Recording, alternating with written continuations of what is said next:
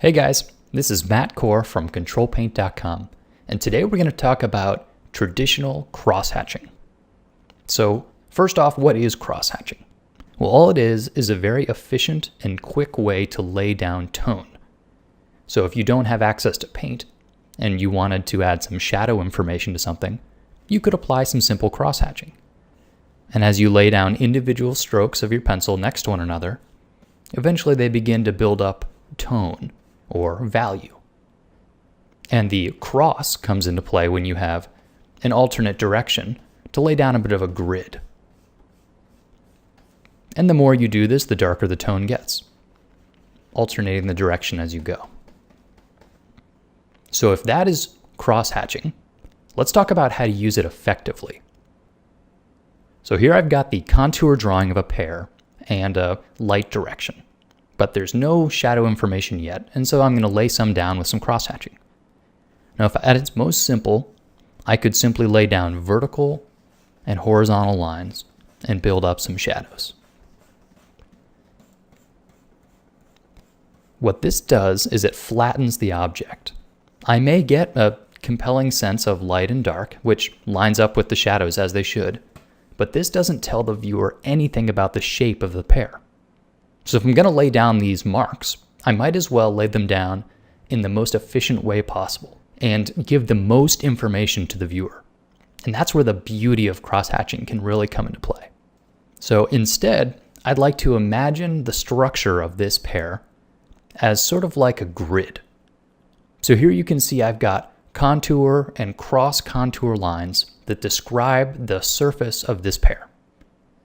And when I look at the object, this is what I'm picturing. So the job now is to use cross-hatching pencil lines to impart this to the viewer. So I'll begin to lay in my cross-hatch strokes, but I'll draw them along the lines of that invisible grid.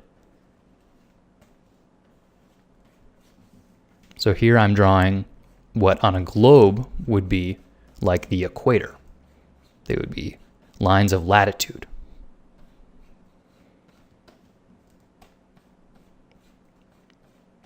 So I'm accomplishing two things.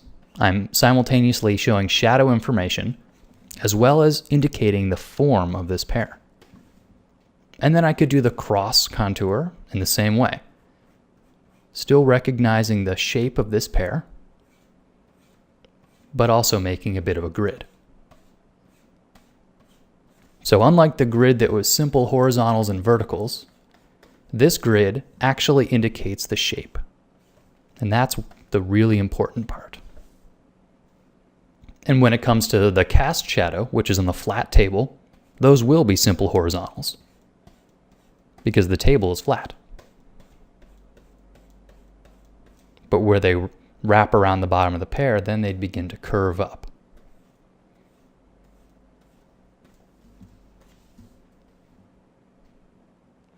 As you can see, crosshatching is a very simple technique that will quickly show value and form. It's great for sketchbooks. It's really nice for if you're drawing out in the field and you want to give a quick indication of something. But you notice that it's not a particularly finished technique.